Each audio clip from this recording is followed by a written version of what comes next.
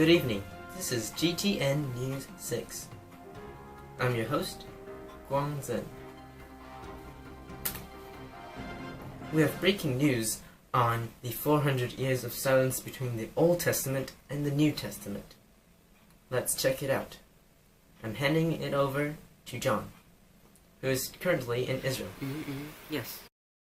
So in the 400 years between the Old Testament and the New Testament, there was many huge empires that conquered Israel. First of all, there was the Persian Empire between 532 BC to 332 BC that conquered Israel. The Persian Empire let Jews have some extent of religious freedom, and it was mostly a calm time. The Persian rulers handled the country very well.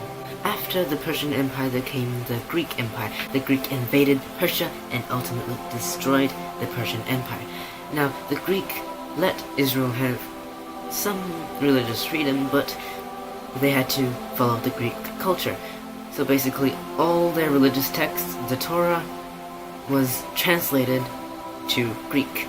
And Alexander the Great really wanted the Israelites to follow the Greek culture. Everything was told in the style of Greek myths and stories, and a lot of the Israelites were confused by the Greek culture, not sure to believe in the many gods of Greece or their one true God that they believed before of Israel.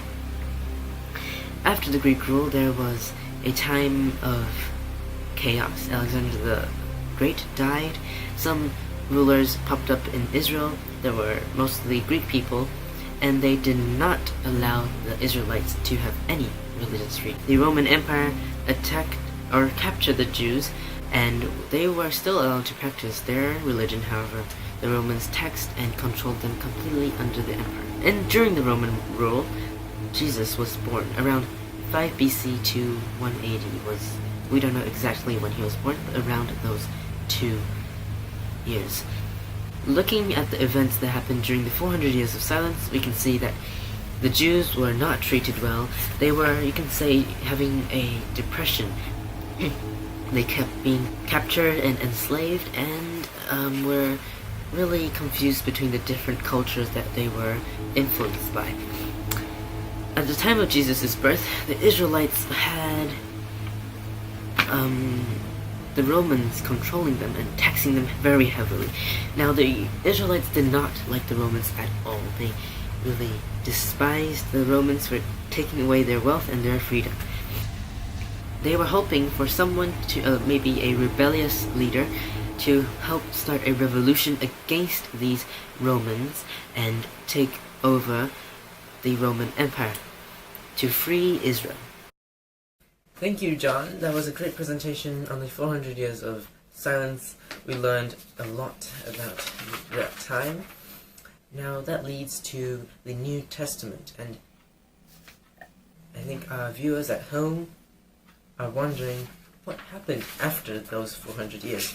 Now, we have very interesting news just arrived from Egypt. Gary, who is our senior reporter in Egypt and the Middle East, has just reported that he has found out about Jesus' childhood. Now let's give it to Gary, who is in Cairo, Egypt. Oh, excuse me? Yes, thank you, Guang. So, you guys might have been wondering what exactly happened during Jesus' childhood. Well, I can tell you that right now. And what's better than looking in the Bible for the answers? Now, the birth of Jesus. Jesus was born around 5 BC to 1 BC. His birth story can be found in the beginning of the New Testament. He was born in the town of Bethlehem of Judea. His parents are both Jewish, and he was also the Son of God. He was born at a time of crisis for the Jews under the Roman Empire, and he was the Son of God that could save everyone from their sins. People saw him as the Messiah and followed him. His birth broke the 400 years of silence. Some prophecies fulfilled by his birth are the virgin birth from Isaiah 7:13 and born in Bethlehem from Micah 5 chapter 5, verse 2 to 5. After Jesus was born, King Herod wanted to kill Jesus because he heard that Jesus was going to be the king of the Jews. He heard it from the three Magi. So an angel of the Lord told Joseph to bring his family to safety in Egypt. Having lived in Egypt as part of his childhood means that Jesus also experienced being a TCK, a third cultural kid, and a foreigner of another country. It can affect his identity greatly, making him relatable to foreigners and others with similar experiences of moving around the world. Some prophecies fulfilled are the massacre of children, found in Micah 5:2, and called out to Egypt, found in Hosea chapter 11, verse 1. When King Herod, who was persecuting Jesus, had died, the angel of the Lord told Joseph to take his family back to Israel, this time not to Bethlehem, but to Nazareth. In Nazareth, he grew up just like any other boy. He had a humble, non-luxurious childhood. Being in Nazareth was a huge part of his identity, since he was often called Jesus of Nazareth, or of Galilee. Jesus' origin may have influenced his identity and relationships. However, his godly identity would not have been affected, since God does not change. But his human identity would have been influenced by his earthly origin. He was born into a family of Jews, and he would have experienced many things us as human beings would have experienced.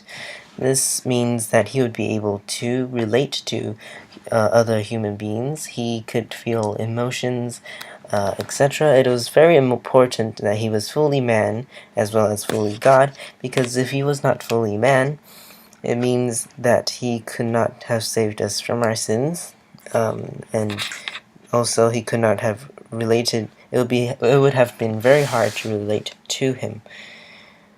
That is all. Gary, reporting from Cairo, Egypt. Thank you, Gary. That was excellent. We learned a lot about Jesus' childhood and how his experiences influenced, or might have influenced, his identity and relationships. Now I will talk about my childhood leading up to today. So I was born in 2001 in the beginning of the 21st century. I was born in Taipei, Taiwan. I'm Chinese and Taiwanese. I am largely influenced by being born in Taiwan. The culture is part of my identity, but it does not dictate my identity. Other things also contribute to my identity. I moved to Belgium when I was around 5 years old. My family moved to Belgium because of my dad's job. We were in Belgium from 2007 to 2010. Living in Belgium had a huge impact on my life. I experienced life as a foreigner, learned English, and made many new friends from all across the world. I became what is known as a third cultural kid. When I was 8, nearly 9, we left Belgium and head back to Taiwan. It was 2010. This time with our newly born younger sister, Xing. Returning from outside Taiwan, I was different from most of my neighbors, and now that I was back in Taiwan, I missed Belgium. After going back to Taiwan for 2 years, I moved with my family to South Korea in 2012 because of my dad's job. I was around 10 to 11 at that time. Currently, I'm still living in Korea, and it's my 3rd or nearly 4th year living here. Living in Korea is the second overseas country I have lived in. I've made many good friends in Korea, and the Korean culture has also become part of my identity. My identity and relationships are affected by my origin greatly, but like I said before, it's not dictated only by my origin. My relationships are also affected greatly by my origin, especially that I am a third cultural kid. I can relate to many others who have traveled abroad, including Jesus, and it shows that I can relate to Jesus through my origin. So thank you. This was GTN 6 News. Thank you for watching. See you tomorrow.